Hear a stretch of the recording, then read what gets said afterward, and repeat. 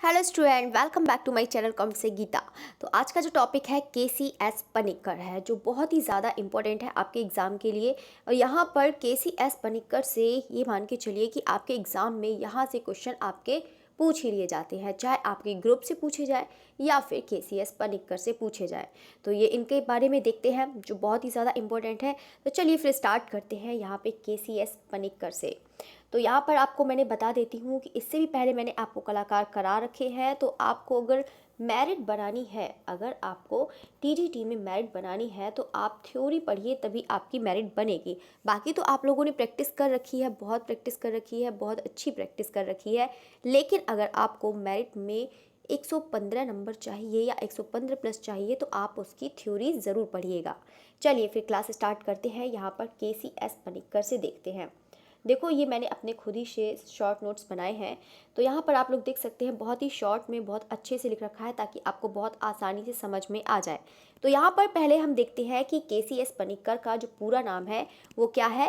केवलेची चिरमथूर शंकरन पनिक्कर। ठीक है, तो यहाँ पर पहले उनका पूरा नाम याद करना। एग्जाम में भी कभी कभी एग्जाम में पूरा नाम पूछ लिया जाता है, तो यहाँ पर पूरा नाम ज़रूर याद रखिएगा।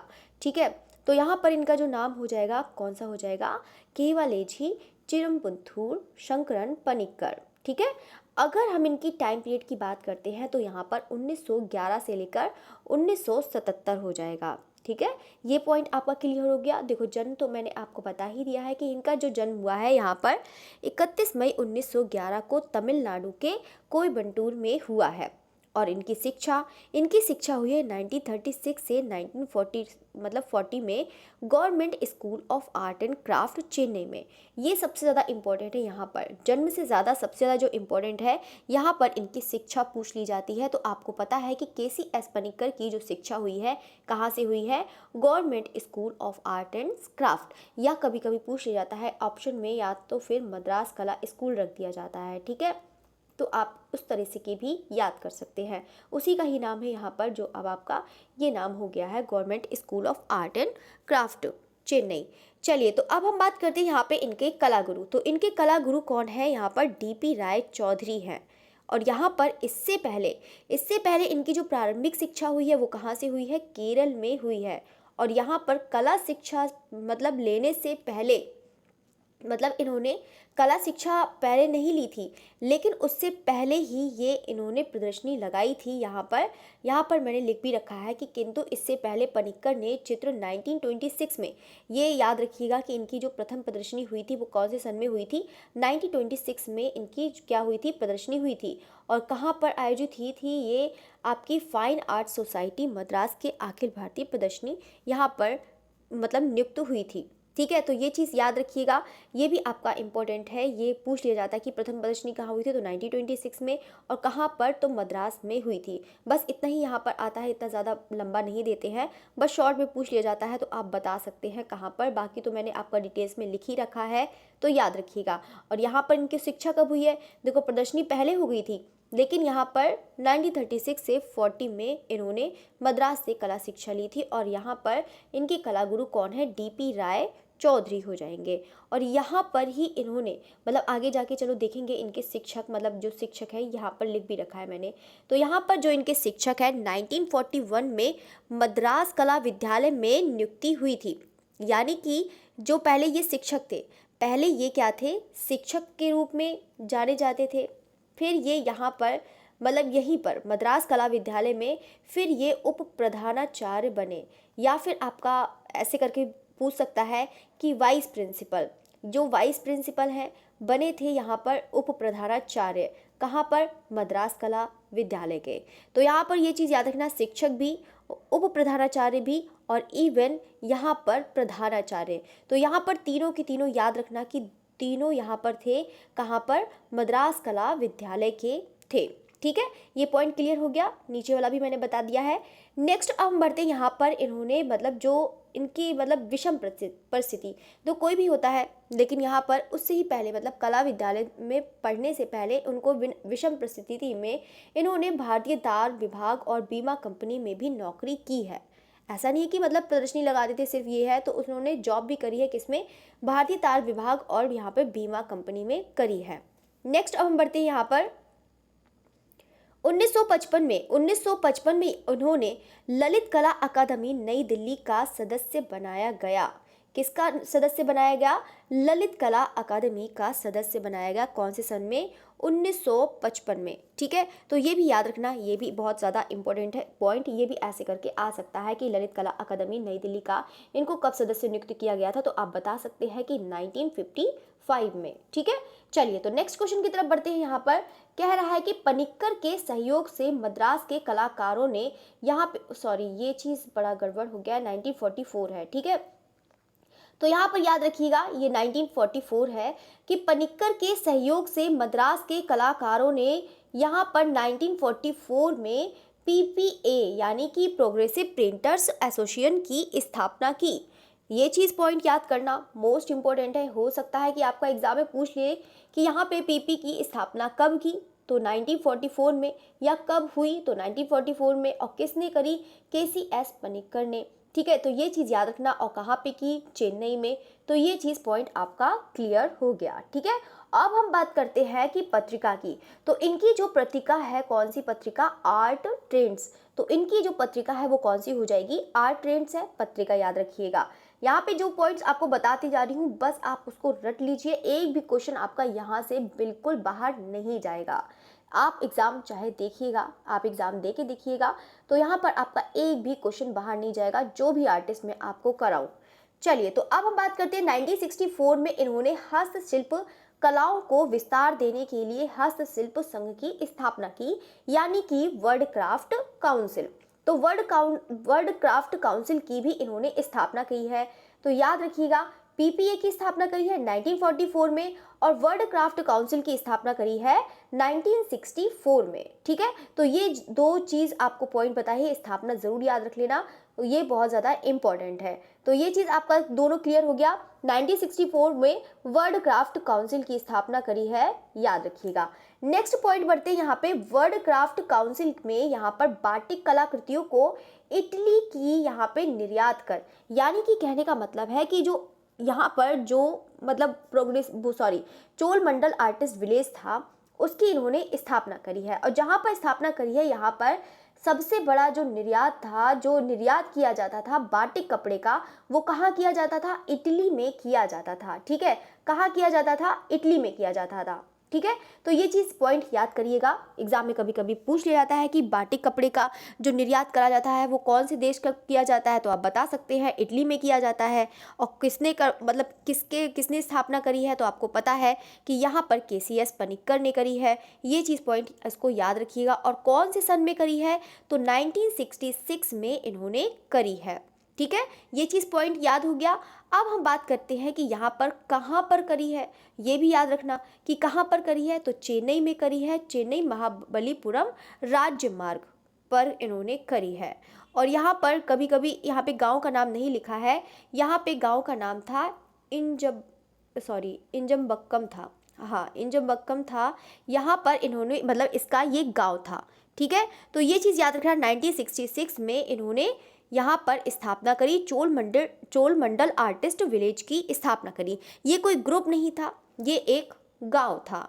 ठीक है, ये भी कभी कभी एग्जाम में पूछ लिया था कि ये क्या है, एक ग्रुप है, एक गांव है, ये पूछ लिया जाता है, तो आप गांव पर टिक लगाइए, आपका राइट आंसर होगा। ठीक है, अब हम बात करते हैं कि यहाँ पर कभी कभी पूछ लिया जाता है कि यहाँ पर की जो चोल मंडल आर्टिस्ट विलेज है उसका क्षेत्रफल कितना है, तो आप बता सकते हैं यहाँ पर 8.5 एकड़ भूमि है। यहाँ पर 8.5 एकड़ है, या फिर आप बोल सकते हैं 34,000 मीटर स्क्वायर। ठीक है, ऐसे करके भी बोल सकते हैं, दोनों ही याद कर लेना, कैसे भी पूछ सकता है आपका एग्जाम में। ठीक है, तो ये चीज़ हो गया। सबसे ज़्यादा यहाँ पर पूछने वाली बात है कि चोल मंडल आर्टिस्ट विलेज की स्थापना कब हुई है, यहाँ पे 1966 में हुई है, ये याद रखना। इससे आपका चोल मंडल भी पूरा क्लियर हो गया, और इवन आपका वो केसीएस पनिक्कर वाला भी पॉइंट क्लियर हो गया है। ठीक है, तो दोनों ही चीज़ याद रखना। और वर्ल्ड क्राफ्ट काउंसिल की स्थापना 1964, और यहाँ पे पीपीए ग्रुप की स्थापना यहाँ पर कब करी है? 1944 में। चलिए, तो नेक्स्ट क्वेश्चन की तरफ बढ़ते हैं यहाँ पर कि इनकी कला पर, यानी कि इनकी कला पर किसका प्रभाव पड़ा है? फॉववादी का प्रभाव झलक मतलब जो भी है पड़ा है। अगर हम बात करें कि कौन सी यूरोपीय कला का प्रभाव इन पर पड़ा था, तो यहाँ पर किसका पड़ा था? साल्वाडोर डाली का प्रभाव पड़ा था। ये चीज़ याद रखना। अगर वाद की बात करें तो फौवादी कलाकार का इनका प्रभाव पड़ा था, और यूरोपीय कलाकार जो है कौन से? साल्वाडोर डाली का प्रभाव पड़ा था। और अब हम देखते हैं कि यहाँ पर जो इनके कुछ चित्र हैं, मतलब कुछ चित्र जो आपको देखने को मिलेंगे तांत्रिक और नवतांत्रिक कला से मिलते जुलते हैं। इनका तो जो माध्यम है वो तो तैल था माध्यम, लेकिन यहाँ पर जो है अमूर्त चित्रण भी किया करते थे केसीएस पनिक्कर। तो इनका जो है यहाँ पे चित्र है, यहाँ पर तांत्रिक और नवतांत्रिक कला से मिलते जुलते हैं। अब देखते हैं कि जो तांत्रिक नवतांत्रिक होते हैं उनमें क्या है। तो आपको बता देते हैं कि तांत्रिक चित्रों में रेखात्मक ज्यामिति प्रतीकों और रंगों के ज्यामिति आकारों के यहाँ पे जो पढ़ी ना जा सके वाली लिपि के समान भी चिन्हों का प्रयोग किया है। मतलब किसने? केसीएस पनिक्कर ने किया है। ठीक है, ये पॉइंट क्लियर हो गया।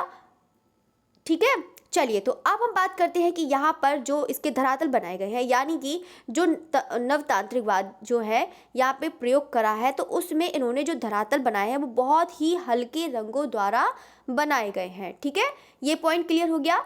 नेक्स्ट अब हम बढ़ते हैं कि इन्होंने यानी कि जो पिक्चर बनाई है उन्होंने मुखाकृतियों में बड़े आकार तथा तिरछी भंगिमा में अंकित करना। देखो, कोई भी कलाकार की है विशेषता तो आप ज़रूर याद कर लेना, क्योंकि आप जब तक उनकी विशेषता नहीं याद करेंगे तब तक आप किसी भी कलाकार को अलग नहीं कर पाएंगे, ना ही उसको समझ पाएंगे। तो ये सबसे ज़्यादा ज़रूरी है कि आप उनकी विशेषता ज़रूर याद रखें। चलिए, तो ये चीज़ हो गया है। इनकी एक खास पहचान है, इनमें गर्दन कहीं कहीं पर मुड़ी हुई है और नेत्र बड़े बड़े मछली के पेट के समान, यानी कि जो मछली के पेट के समान दिखाई देते हैं उसकी आकृति के समान, मत्स्योदर। ठीक है, तो इसको याद रखिएगा। बाकी है इनकी जो पिक्चर है कुछ यहाँ पर खिलौने की तरह लगती है, मतलब ये कह सकते हैं। ठीक है, चलिए तो नेक्स्ट पॉइंट की तरफ बढ़ते हैं। यहाँ पर प्रारंभ में यानी कि इससे पहले जो इन्होंने बनाए हैं, मतलब किसके? नवतांत्रिक और तांत्रिक में बनाए हैं चित्र, उससे पहले ये कैसे चित्र बनाते थे? दृश्य चित्र बनाते थे। और ज़्यादातर कैसे बनाते थे? यूरोपीय दृश्य चित्र। ठीक है, तो ये यूरोपीय दृश्य चित्र ज़्यादातर यहाँ पर बनाते थे स्टार्टिंग में, मतलब स्टार्टिंग में बनाते थे। ठीक है, चलिए तो नेक्स्ट क्वेश्चन की तरफ बढ़ते हैं। नेक्स्ट क्वेश्चन नहीं, सॉरी, पॉइंट है। तो यहाँ पर इन्हें आत्म तत्वीय यानी कि मेटाफिजिकल तथा आपका अमूर्त कलाकार इनको कहा जाता है। यानी कि आप कह सकते हैं कि इनको अमूर्तवादी चित्रकार, नवतांत्रिकवाद, तांत्रिक कलाकार के रूप में इनको जाना जाता है। ये चीज़ याद रखना।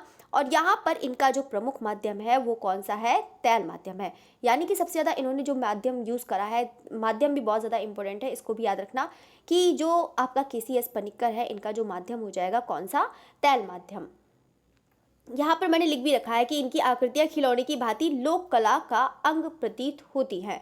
ये चीज़ मैंने आपको पहले ही बता दिया है, तो इसको भी याद रखिएगा। ठीक है, चलिए तो अब हम बात करते हैं यहाँ पे पनिक्कर।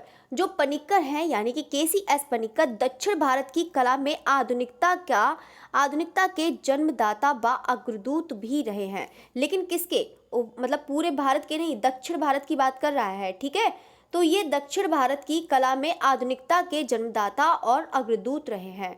याद रखिएगा, दक्षिण भारत की कला के। चलिए तो नेक्स्ट क्वेश्चन है। यहाँ पे इनके अधिकांश चित्र मैसूर व चेन्नई में संग्रहित हैं। यानी कि इनके जो सबसे ज़्यादा जो चित्र है, अधिकतर चित्र जो है कहाँ पर संग्रहित है? मैसूर और चेन्नई में संग्रहित हैं। नेक्स्ट पॉइंट की तरफ बढ़ते हैं।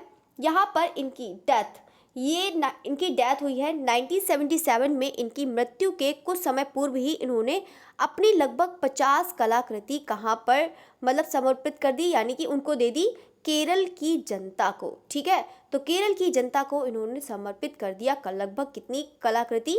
50 कलाकृति। अब देखते हैं इनकी जो बहुत ज़्यादा इम्पोर्टेंट जो है इनकी पेंटिंग्स, वो देखते हैं। सबसे पहले देखते हैं यहाँ पे फ्रूट सेलर है, ये इंपॉर्टेंट है, इसको ज़रूर याद रखना। लाइफ ऑफ मालाबार है, द हंटेड हाउस है, गार्डन सीरीज़ है, माँ बेटा श्रृंखला है, आदम और हवा मोस्ट इंपॉर्टेंट है, इसको भी याद रखिएगा। Adam and ewe. ठीक है, ईसा, काली लड़की, बसंत, धन्य है शांति दूत मोस्ट इंपॉर्टेंट है। देखो, याद करने को कहे तो आप सब याद करने, इतनी ज़्यादा पेंटिंग भी नहीं है, तो यहाँ पर जो आपको 3 अभी दिख रही होंगी इसको ज़रूर याद रखना। चौथी है जो बहुत बार एग्जाम में आपकी पूछी जाती है, ये तो आप बिल्कुल एकदम रट लीजिए, वर्ड एंड सिंबल सीरीज या फिर शब्द और प्रतीक श्रृंखला। ये वाली बहुत ज़्यादा पूछी जाती है, शब्द और प्रतीक श्रृंखला है, ठीक है। तो ये वाली बहुत ज़्यादा एग्जाम में पूछी जाती है, इसको तो आप बिल्कुल रट लीजिए, जो किसकी हो जाएगी, KCS पनिक्कर की हो जाएगी। तो ये चौथी मैंने आपको बता दी है, इसको भी रख लेना। और यहाँ पे मनुष्य सूली पर और एक फुटपाथ वासी। तो यहाँ पर मैंने जो 4 आपको कलाकृति बताई हैं उसको तो साथ साथ में चाहे तो हो सके याद कर लो। एक वर्ड एंड सिंबल्स सीरीज है, शब्द और प्रतीक श्रृंखला, पहला ये है। दूसरा है यहाँ पे धन्य और शांति दूत, इसको याद रखना। आदम और हवा है, इसको याद रखना। फ्रूट सेलर है, मोस्ट इम्पोर्टेंट है। और यहाँ पर बस इतना है जो आपको मैंने बताया है, ये बहुत ज़्यादा इम्पोर्टेंट है, बस उसको याद रखना। आपको जो 4 बताए हैं बहुत अच्छे से उसको लर्न कर लीजिएगा, आपका क्वेश्चन मिल जाएगा। चलिए तो अब हम बढ़ते हैं, यहाँ पे कुछ पॉइंट्स हैं, तो मैंने आपको पूरा पढ़ा ही दिया है, तो सब लोग फटाफट बताइएगा, ये आप लोगों के लिए है, तो जल्दी से फटाफट बताइएगा कि इनका जो जन्म हुआ है वो कब जन्म हुआ है। तो जल्दी से बताइएगा सभी स्टूडेंट। तो सभी लोग जानते हैं कि यहाँ पर इनका जन्म हुआ है 1911 में हुआ है। और कहाँ पर हुआ है, तो कोयम्बटूर में हुआ है, कोयम्बटूर में हुआ है, ठीक है, तमिलनाडु के कोयम्बटूर में, ठीक है। चलिए तो ये हो गया इनका। अब हम बात करते हैं इनकी शिक्षा। प्रारंभिक शिक्षा इनकी कहाँ हुई है, पता ही है, जल्दी से बताइएगा, सभी लोग आंसर दीजिए। तो केरल में। और फिर बाद में इनकी जो शिक्षा हुई है वो कहाँ पर हुई है, मद्रास कला विद्यालय में हुई है। और किसके यहाँ पर इनके गुरु हैं, तो जल्दी से गुरु का भी नाम बताइएगा। तो कौन हो जाएंगे यहाँ पर, DP राय चौधरी हो जाएंगे, ठीक है। और जल्दी से बताइएगा यहाँ पर ये प्रधानाचार्य थे, तो प्रधानाचार्य कौन से थे, जल्दी से फटाफट बताइएगा। तो बिल्कुल ये भी मद्रास कला विद्यालय के प्रधानाचार्य थे, इवन उप प्रधानाचार्य भी थे और यहाँ पर शिक्षक भी थे। तो पहले शिक्षक थे, फिर उप प्रधानाचार्य, फिर ये बाद में प्रधानाचार्य बने थे। चलिए तो अब हम बात करते हैं यहाँ पे प्रोग्रेसिव आर्टिस्ट पेंटर्स एसोसिएशन की स्थापना कब हुई है। तो सभी स्टूडेंट बताइएगा, प्रोग्रेसिव आर्टिस्ट पेंटर्स यानी कि PPA, तो PPA की स्थापना कब हुई है, सभी स्टूडेंट बताइएगा। तो बिल्कुल यहाँ पे 1944 में हुई है, ठीक है। और यहाँ पर आप पूछेगा कि पत्रिका का नाम क्या है, पत्रिका का नाम क्या है, तो सभी स्टूडेंट बताइएगा, पत्रिका का क्या नाम हो जाएगा यहाँ पे, आर्ट ट्रेंड्स, ठीक है। तो पत्रिका को भी याद रख लेना कि उन्होंने जब 1944 में किसमें, PPA की, प्रोग्रेसिव की स्थापना करी थी, उसी टाइम में ही इन्होंने पत्रिका निकाली थी, किस नाम से, आर्ट ट्रेंड्स के नाम से पत्रिका निकाली थी, ठीक है, ये याद रखना। नेक्स्ट पॉइंट है यहाँ पर, हस्तशिल्प संघ वर्ल्ड क्राफ्ट काउंसिल की स्थापना कब करी है, तो कब करी है, तो बिल्कुल यहाँ पे 1964 में करी है, ठीक है। और यहाँ पे चोल मंडल की जो स्थापना करी है वो कब करी है, वो करी है 1966 में करी है। और बाटिक कला निर्यात होती है, तो कहाँ निर्यात होती है, जल्दी से आप लोग बताइएगा, कहाँ निर्यात होती है, तो बिल्कुल यहाँ पर इटली में हो जाएगा, ठीक है। ये क्वेश्चन है छोटे छोटे जो बहुत ज़्यादा एग्जाम में पूछ लिए जाते हैं कि चोल मंडल आर्टिस्ट विलेज की स्थापना करी है, तो आप बता सकते हैं KCS पनिक्कर ने करी है। बाटिक कपड़े को कहाँ निर्यात किया जाता है, तो इटली को किया जाता है। और मतलब हस्तशिल्प संघ की कहाँ मतलब जो काउंसिल जो है, मतलब कहाँ पर वो हुई थी, तो मतलब कहाँ पर, तो पता ही है, तो 1964 में हुई थी, ठीक है। तो ये चीज़ पॉइंट आपको बता रही हूँ, उसको बहुत अच्छे से तैयार कर लीजिएगा। चोल मंडल आर्टिस्ट विलेज की ये तो बता ही दिया। भारत कलाकारों के लिए पहला गांव कौन सा था, तो सबसे पहला गांव कौन सा हो जाएगा, तो आपका चोल मंडल ही हो जाएगा, ठीक है। तो इसको भी याद रखिएगा। चलिए तो यहाँ पर नेशनल ललित कला अकादमी का इनको फेलो कब मिला था, जल्दी से बताइएगा ये वाला क्वेश्चन। तो कितना हो जाएगा, 1976, ठीक है। तो यहाँ पे नेशनल ललित कला, अच्छा ये वाला पॉइंट मैंने लिखा नहीं होगा शायद, तो नेशनल ललित कला अकादमी का इनको जो फेलो मिला था, इनको चुना गया था, तो 1976 में चुना गया था, ठीक है। तो ये याद रखना। नेक्स्ट देखो, ये चीज़ मैंने तो आपको बता दिया था कि यहाँ पर ललित कला अकादमी का सदस्य चुना गया था, तो कब बनाया था, तो 1955 में बनाया गया था। और 1975 में नेशनल ललित कला अकादमी का फेलो भी मिला था, ठीक है, 1975, ठीक है। तो ये पॉइंट याद कर लेना, दोनों कंफ्यूज मत करिएगा। तो ये 2 पॉइंट याद करना। बाकी इनकी जो प्रथम प्रदर्शनी है तो पता ही है कहाँ पर हुई है प्रथम प्रदर्शनी, 1926 में हुई थी, कहाँ पर, मद्रास में हुई थी, ठीक है। और मद्रास में कहाँ पर हुई थी, जल्दी से कमेंट करके बताइएगा। मद्रास में कहाँ पर हुई थी इनकी प्रदर्शनी, कहाँ पर हुई थी, सभी स्टूडेंट बताइए। ठीक है, चलिए, तो बाकी तो मैंने आपको पूरा मतलब जो है जो भी है आपका पूरा कंप्लीट करा ही दिया है। तो सभी लोग अच्छे से पढ़िएगा, बढ़िया से पढ़िएगा, और पूरा मैंने जितना भी है कोशिश करूँगी पूरे आर्टिस्ट आपको करा दूँगी, ताकि आपका कोई भी क्वेश्चन ना रहे। ठीक है, तो उसको बहुत अच्छे से करिएगा, बढ़िया से करिएगा, और बाकी सिलेक्शन जल्दी से पाइएगा और बताइएगा भी। ठीक है, तो चलिए, तो आप सब लोग मतलब जाते जाते इसको लाइक ज़रूर करना ना भूलिएगा। ठीक है, बहुत सारे स्टूडेंट लाइक करना भूल जाते हैं, तो लाइक करिएगा, शेयर भी करिएगा और कमेंट भी करिएगा। ठीक है, वैसे तो कमेंट करने से डरते हैं, मुझे पता चला है। चलिए, कोई बात नहीं, आप लाइक ज़रूर करिएगा। चलो, ओके, थैंक यू एवरीवन।